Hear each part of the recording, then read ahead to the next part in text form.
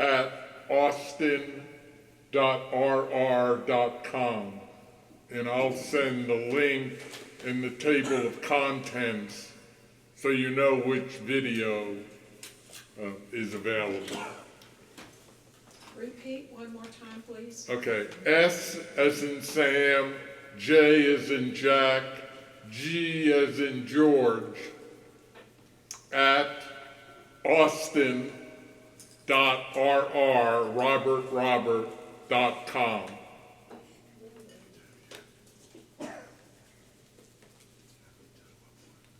Oh no, Bernice. 2:30. There we go.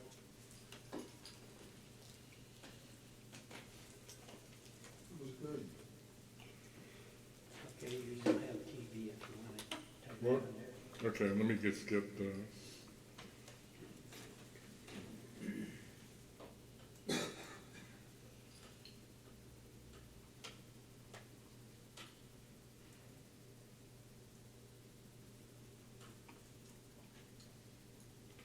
So the discussion questions are how are post-neoliberal economic ideas different from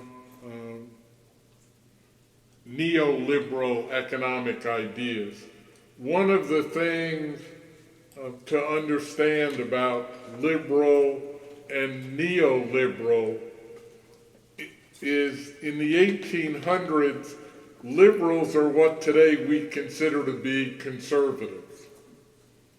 That is, they believe that the private sector should be the driving force for economic development and society. The neoliberal has to do with what transpired in terms of government in the post-Roosevelt era, where the government took on a greater role. And that has seemed to dominate our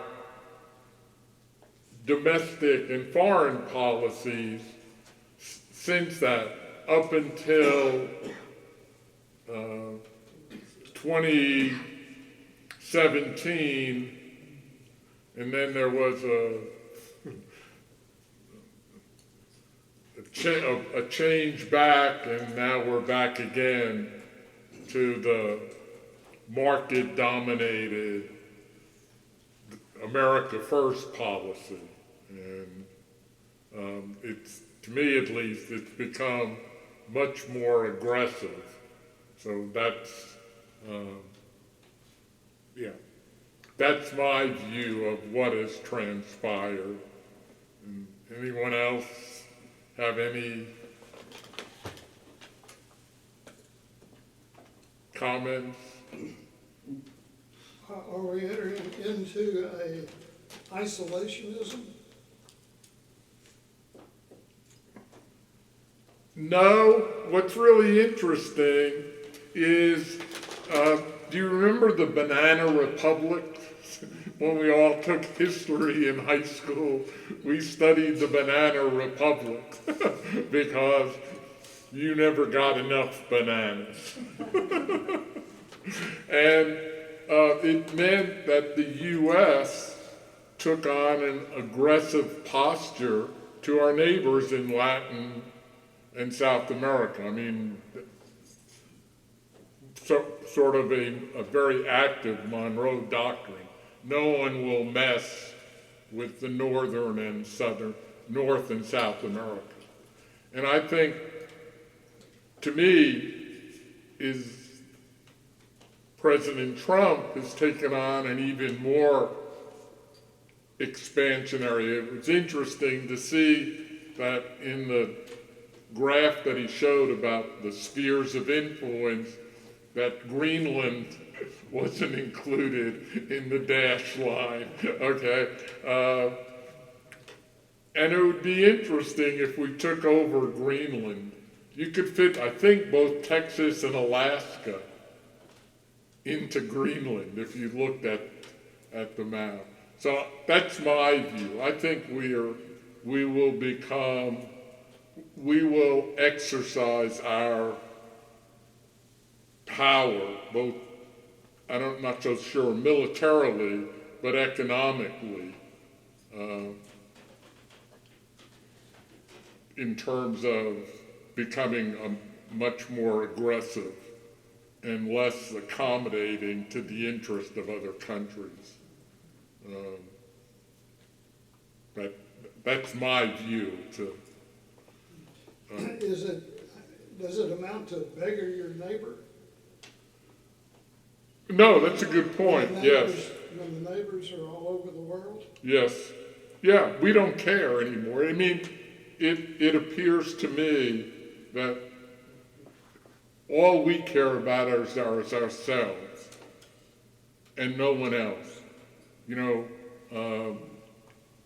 And again, I try to, when I teach economics, I try to make a differentiation between normative economics, which are statements of opinion and what you would like the world to be, and positive economics. So what I've just said is very normative. That's my interpretation of what is transpiring.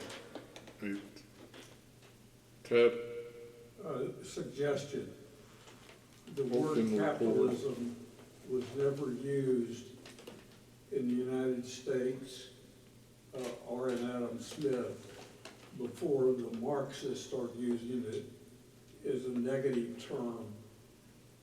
And it makes no sense for us to use the term.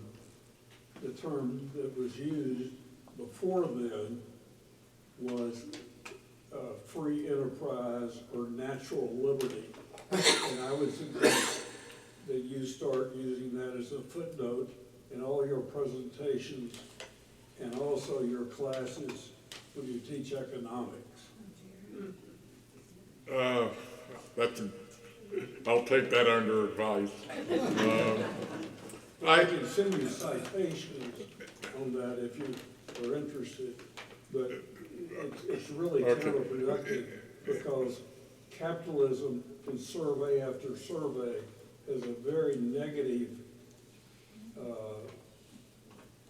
reception and regard by the public, much lower than socialism and much lower than free choice. So we'd be much better off if we as a society used terms that were more accurate. Eli? I think rather than redefine things, I think it's important to describe, to give a definition of the terms you use. And I would say that capitalism has been a wonderful thing, but it has been abused. And there's one other point. A big turning point was the first Roosevelt, and he was the trust buster who was trying to, and was successfully ending the era when there were no income taxes and vast fortunes that were being accumulated. And that's, I think, predates, well, the Great Depression was a big factor in all of that, of course. No. Let me go.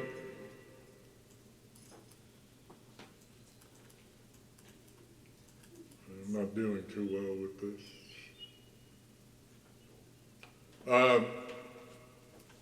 But again, I'm having a very, again, it's my opinion, a very pessimistic view of what's transpiring.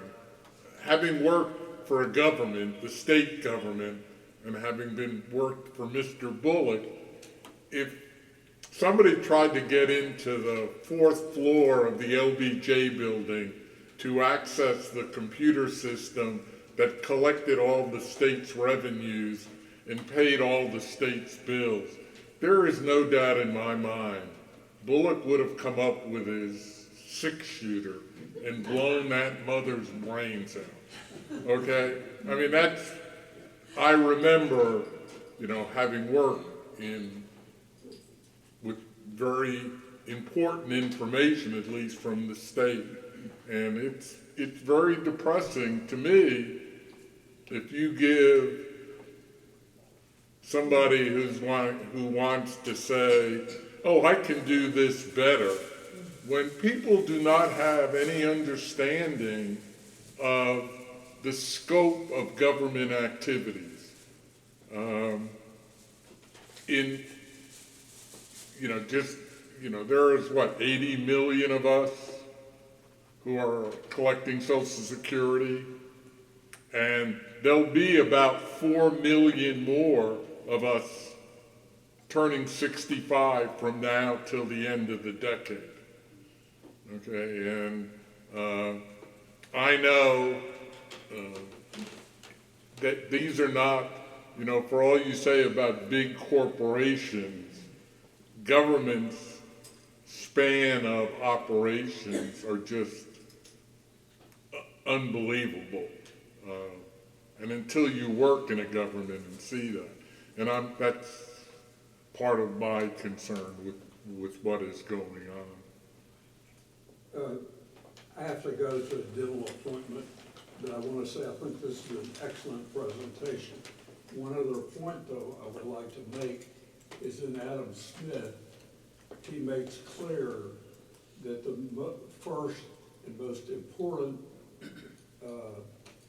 standard to maintain a system of natural liberty or free enterprise is to have uniform standing laws, which he uses the same definition that Aristotle does, which is general laws unconnected to an individual interest or individual's passions. And Truth. okay. And as I've said, I'm a big advocate of using AI, and I think Leon is trying to prepare something from the people who did the AI test that some of you may have taken a UT study. I think he's hoping to bring them over to do some explorations. But I said, beginning with the Monroe Doctrine, what has been the foreign policy doctrines the United States has implemented. So it started out with Monroe in 1823. It went to the Roosevelt corollary in 1904, the dollar diplomacy of Taft, Wilson, and then from then on, then every president since then has had their own foreign policy doctrine. And so you can see here going supported and the anti-communist movement led U.S. backing of groups, emphasized preemptive strikes, Obama focused on, but then we can see that we have gone back to a policy that literally began over a century ago with America First. I mean, and if you think about it, go back to the Spanish-American War, okay? Our efforts in Latin and South America to take over, to obtain raw materials. Again, because we were in the major industrial power in the world. So reduced U.S. involvement in multilateral, and this has continued through the current administration. We've gotten out of the World Health Organization. We have we have never signed the Paris Accord. It has never been voted on by the Senate. Various presidents have said, oh yeah, we'll adhere to it. And we've made efforts in terms of environmental. Our carbon emissions are still high, but they're level. China's is still increasing and is now the world's thing. And again, this America first, we're going back to an isolationist policy. And it's gonna, what is so interesting, if you look at the polls that are coming out, Trump has received unbelievable support for his policies. Now, whether they have any tenure, because the courts may rule against them, but now the word is, well, we can ignore the courts. And we may, for all you lawyers, there may be a new defense to employ called the Trump defense. I don't care what you say.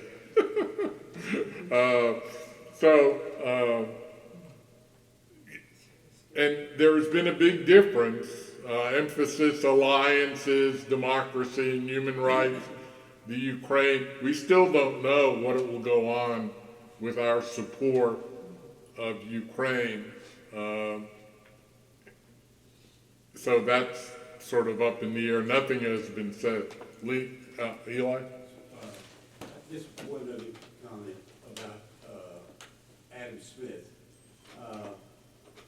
First of all, he didn't live when we had modern, before the end, started at the beginning of the Industrial Revolution. Yes. No idea. And both Karl Marx and Milton Friedman were big fans of Smith. And somebody said that the wealth of nations, which is massive, is like the Bible. Everybody quotes it, but nobody reads it. Good point. I have an unopened copy. So, yeah.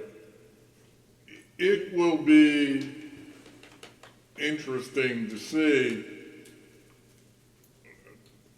And again, my opinion is I had hoped, and what to me what was interesting is how much of Trump's economic policies in terms of foreign relations were carried on by Biden. I would have hoped that he would have engaged and pulled the Nixon and Kissinger and gone and tried to establish better relations with China. Because China is going to face huge problems. Its population is in decline, like Japan, okay? And the Asian countries, one of the benefits that our country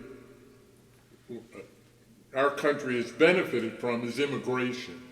About 40% of our population increase this century is due to international migration, whether it be documented or undocumented. We don't have enough internal increase in our population to replace the existing population. Our female fertility rate. Birth rate. What? Birth rate. Well, there's a difference between a birth rate and the female fertility rate, which is the number of children each woman needs to have to replace the existing population. We So- did our part. Yeah, you did more than your part, Tom. You and Robbie should, okay. You know, you need 2.1 children on average in a certain age group for the population to maintain literally zero population growth. Our population growth, the female fertility rate, is like 1.63. We are not, I won't. So we need somehow or another to get more people, and which we have because we allow immigration. I always thought, given the issues that Westminster and other retirement communities have, that the executive directors of these retirement communities should have written a letter to our governor, and instead of sending the bus to New York or Chicago, send a bus of workers here. Okay, we could employ them and so on. I'm glad some of you at least found it humorous. Okay, but one of the issues that our economy has is we don't have enough workers to support. You need people to produce things, and without people, our economic growth rate will, and it has slowed down. So we will see what happens. I mean, Japan now, the reason Japan has made advance in robots is because its population is actually declining, so it has too many senior. Japan does have the highest life expectancy. But the infotech and biotech technologies says we don't need more people. Everything is going more than an automated way. So, But we have generally associated an increased labor force with economic growth. that's because we are still in the older world, but the modern technological world. No, and that's a good point. I mean, it will be interesting how do we integrate these new technologies. We're still, and I'm quite optimistic about AI, but you're not. I am. We don't know what's going to happen. No, that's a not good in the point. negative. No, and that's a good point. I have a more optimistic view of how it will benefit us. I think, for example, all of us go to the doctor and we get a diagnosis and we go, as WTF, or WTD, what the diagnosis, what does it mean? But there is work now going on, for example, where AI, instead of the doctor typing in your diagnosis and then uploading it to your folder and you're reading it and going, what does this mean? They're now being able to speak their diagnosis using AI. And with AI, you'll be able to say, would you please explain this to a somewhat intelligent, 82-year-old, or translate this into Yiddish, for those of you who can read Yiddish. That's my big thing. But I think it will be very helpful in terms of providing us medical information, which I hope will help us improve with a better understanding of what a diagnosis is and how you can do it, because AI can also suggest ways to address the diagnosis that the doctor ordered. I had red spots all over my body, and the doctor gave me this medical term, and I'm going, this was it. And I went to AI and I said, would you explain what this is, and then how do you address it?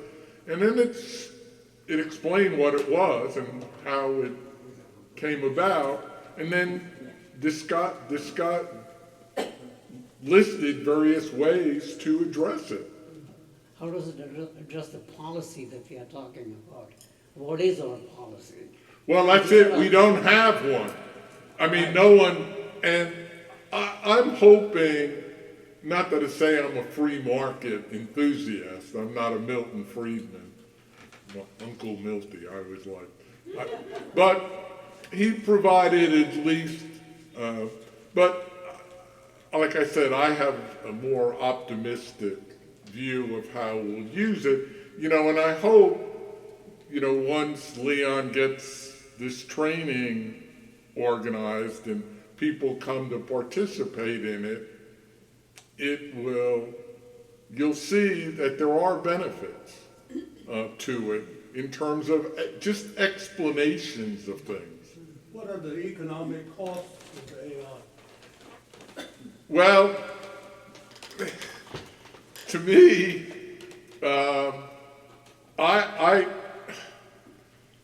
there's this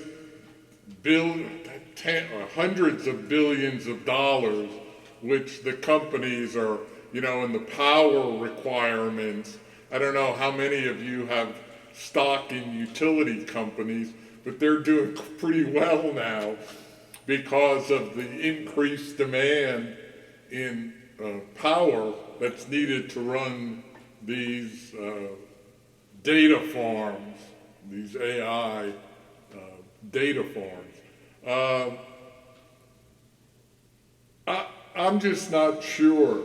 But I think more and more, now if you use almost any online system, it has some AI features which it hopes to assist you with. Some are good, some are bad, some are just wanting to better understand your shopping so it can offer you better ads. Okay? To me, What about the environmental cost? well, there is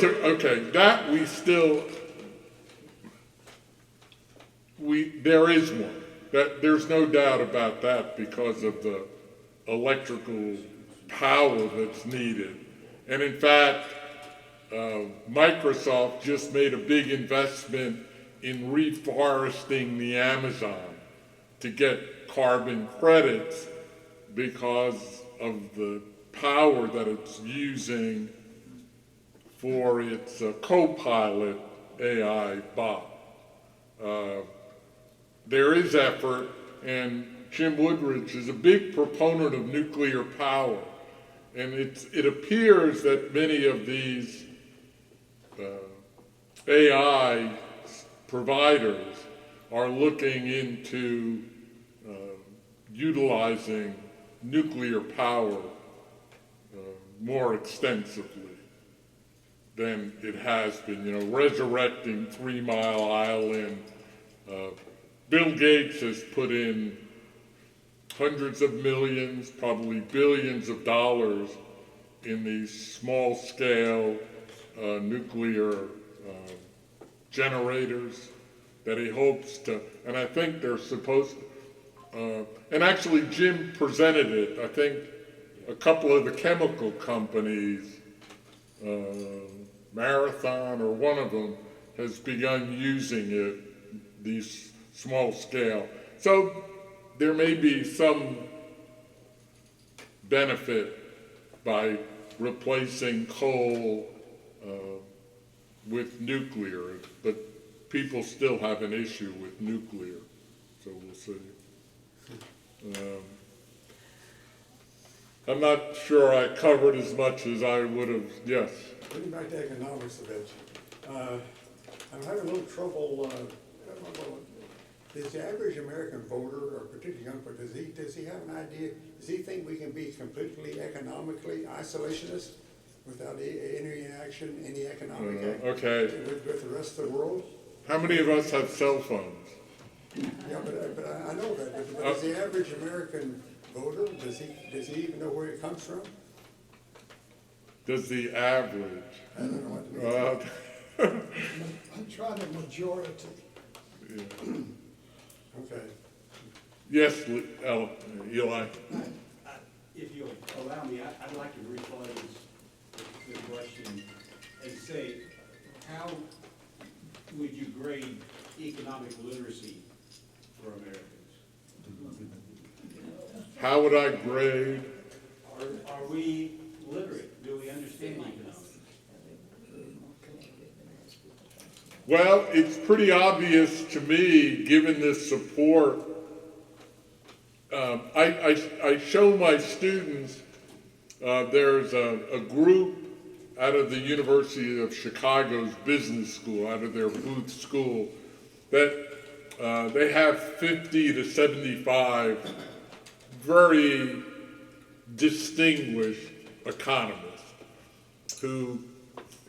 and they ask them questions, and this goes back to 2017, and they asked the question, would the tariff on steel and aluminum benefit the country, the society?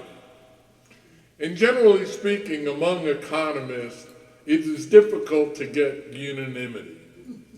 Okay? Well, in this question, I don't think there was anyone who agreed or was uncertain. The answers were disagree or strongly disagree. And then if you took the weighted average, depending upon the knowledge of this, it was like 95% disagree. So economists, but does the general public? No, because the general public is saying, oh God, the steel workers will benefit, the steel and aluminum workers. But they are such a small, but all of us will pay. If we want to buy a new car, we will be paying more for a new car because of the aluminum and steel content.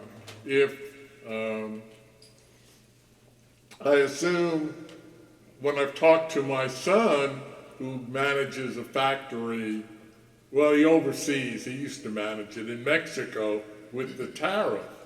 I mean, already in their contracts were conditions to raise prices. And it's not like the Honeywells of the world or the GMs of the world are going to say, oh yeah, I feel sorry for the car buyer. I'm not going to raise, I'm not going to raise the price. No, we will see prices.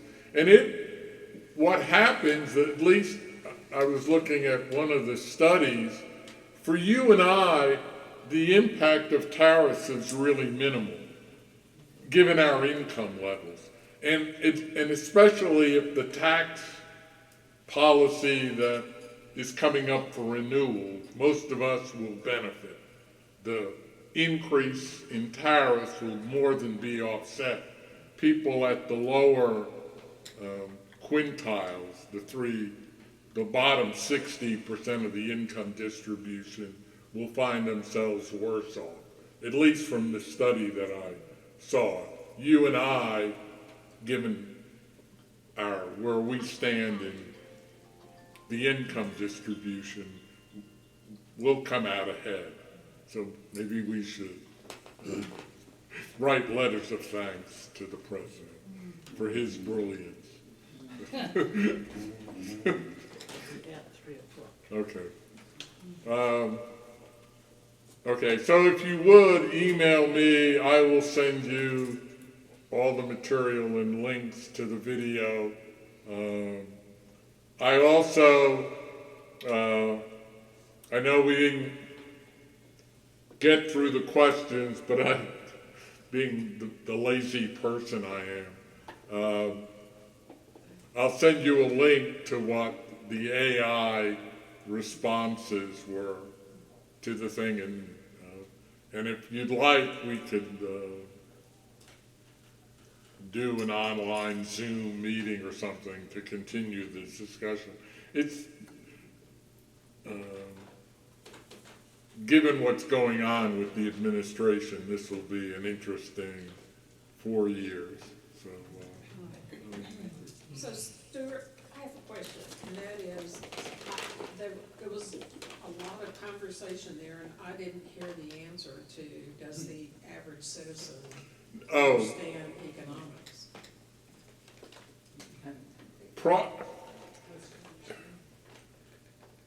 probably not. And I'm not sure that we as economists make an effort to better explain how the impact of what is going on in the world to how economic tools can be used to evaluate what is going on. For example, I continue to teach because I enjoy it, but the egg prices. And so what's sort of interesting with my students is to explain what's the impact of the bird flu on chicken production. Well, if you're killing off chickens, egg production is going to decline, which will reduce the supply of eggs, which will, I hope my students said, oh yeah, that'll raise the price. And I applaud. But what then it happens is, what is happening is, as people see the price of something going up, they're saying, oh hell, I better go buy eggs before the price goes up again. So what that then does is increase the demand for eggs, which further, and that's why we're seeing $7 a dozen eggs. And what I noticed, I usually will have, I find the breakfast tacos a good deal. Okay, my uncle used to say it was wholesale and 2 discounts. So you can get 2 breakfast tacos, whatever you want them, for $3. And I got some the other day, and when I had one this morning before my class, I noticed that instead of having 2 eggs, it may have been like only 1 egg now is in the breakfast taco because of what has gone on with the price of eggs. So you're teaching college level, correct? I teach high school, or what's called early college high school students. So when do you think is an appropriate time to introduce that information in school? I mean, I'm trying to think. They usually take it in their junior or senior year.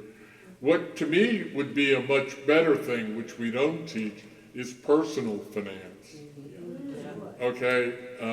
I mean, there's, to me, there's probably 3 or 4 things you have to know in economics. And actually only 1. If you have some understanding of supply and demand, when something occurs, you can get a first approximation of what's going on. Okay? Let's all give Stuart a round of applause. Thanks for leading this, and I'm sure he'll be happy to stay longer if any of you have specific questions you'd like to have.